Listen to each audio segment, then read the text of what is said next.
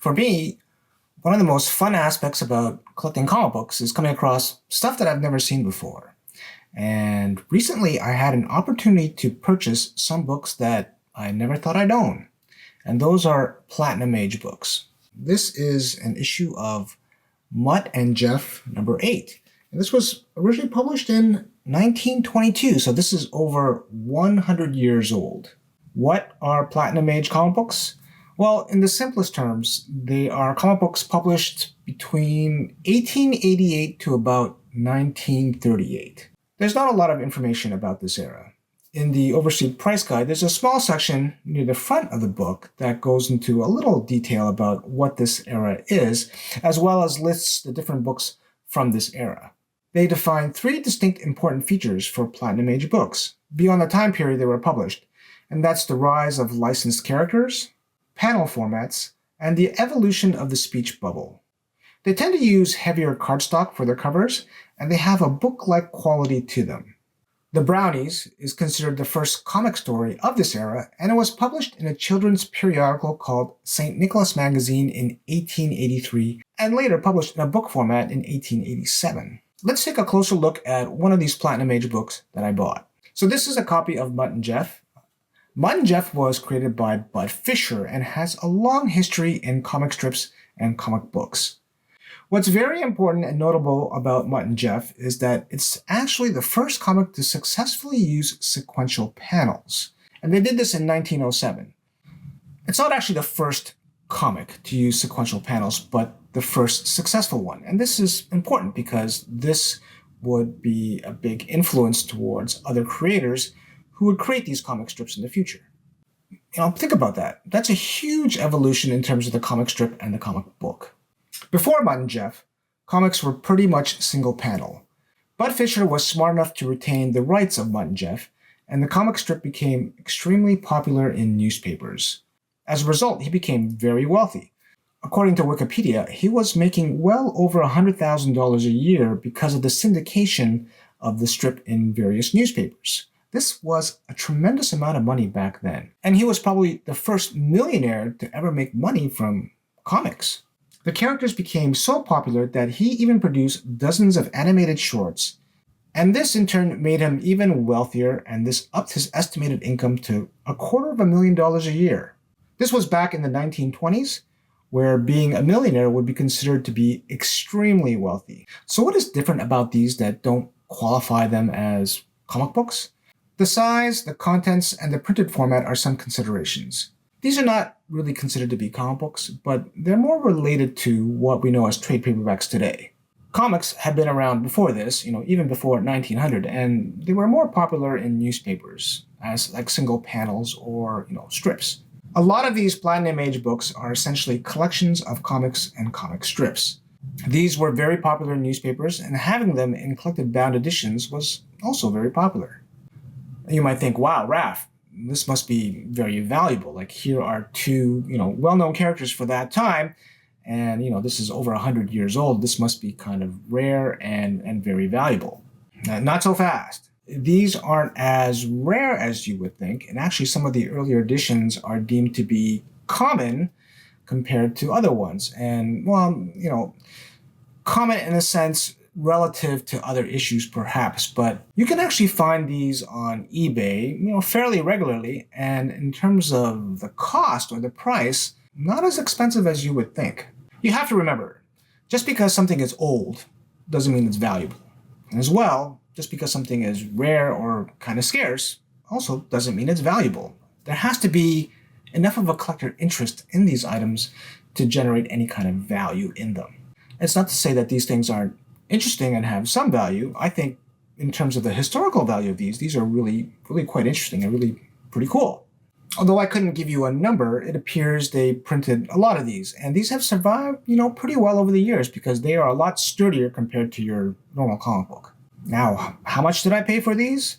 They were actually under $40 each, which to me feels like a bargain considering, the what I would call historical value of these. Now, this is a really beat up copy. The cover is separated from the pages, and the edges are somewhat brittle, and this is something that would be fairly common for a book that's over 100 years old. Notice on the inside cover, Bud Fisher talks about why he's printing these issues. He's making a lot of money from these. It does feel like it's closer to an antique, something with historical value or significance. And it does feel like I'm taking a journey through history by reading these comic strips. Spend some time, pause the video, and enjoy some of this humor. When I say humor, it's certainly a different humor back then than it is now, but I do find it kind of interesting. There's quite a bit of stuff in here that I don't necessarily understand or get the humor, or at least I don't, find that funny.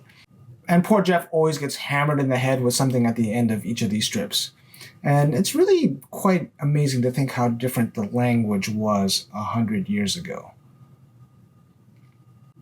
This is a copy of Bringing Up Father, and this is the first issue. Although you'll often see with these Platinum Age books, they'll be labeled series. So this is the first series, but it's essentially the first issue. Like Mutt and Jeff, these comic books are reprints of comic strips that were originally published in newspapers. This series was one of the many popular comic strips that were distributed by King Features Syndicated, and to my surprise was still being published until the year 2000. Other better-known characters published by King include Popeye, Blondie, and Flash Gordon. Bring Up Father was created by George McManus, and it revolves around two main characters, which is Jiggs and his wife. Now, Jiggs had come across a lot of money, like through a lottery, and, he is still comfortable living and hanging out with people from his previous life, whereas his wife is more interested in climbing the social ladder. It was a hit and did very well for a number of decades, and even reaching an international audience. I mentioned these are not that rare or super scarce, but it's not like your local comic book store is going to have like these 1920s, or before comic books like Bringing Up Father and Mutt and Jeff. But you can find them on eBay, and often if you're patient, you can find these for quite a reasonable price, sometimes $25 or less. And to me, I think, to have an example of one of these in your collections is pretty cool because, it's, first of all, it's got a lot of historical value. And, for something this old, it kind of feels like an antique, and like it just feels like a pretty good buy at that kind of price.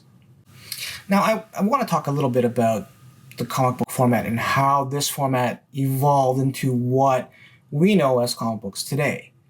It's widely regarded that the golden age started with Action Number 1, which is the first appearance of Superman. But there's this kind of short period of time, 5 years before Action 1 and the kind of end of the Platinum Age, where there's this kind of transition period where the new format, the format of comic books that we recognize a lot more, first came out. So what is the first comic book, you ask? In 1933, the first comic book adopting the format we are more familiar with was Funnies on Parade, and it was a promotional giveaway where people would need to send in a coupon to receive it. This new format came about in terms of size because it's essentially half the size of what is known as like a tabloid format. The next two comic books were Famous Funnies, A Carnival of Comics, and Century of Comics. And these were the first comic books sold at 10 cents each. The first ongoing series is Famous Funnies, and this was a landmark series. And actually, if you look at the cover, you'll also see, hey, there's Mutt and Jeff on it. This is historically a significant comic book because this would be the first comic book that would have sequential numbering on a monthly basis. There are some other notable comic books that were published before Action Number 1, and maybe one of the most notable is Detective Comics. What you may not know is that DC Comics actually came from Detective Comics, even though it wasn't the first DC comic book ever published, which was New Comics. These Platinum Age comic books are quite different than the comic books that we're used to today, but they do have a lot of interesting kind of humor, language, very short stories, and in my opinion, they're still worth seeking out because they are still pretty inexpensive compared to the superhero stuff from the 40s or 50s or the horror stuff from the 50s. Really interesting historical comic books. Thanks for watching. I hope you found this video to be interesting and as well give you a little insight as to some of the earliest comic books that were ever published. You can watch another one of my history tidbit videos over here. And until next time, read and enjoy your comic books.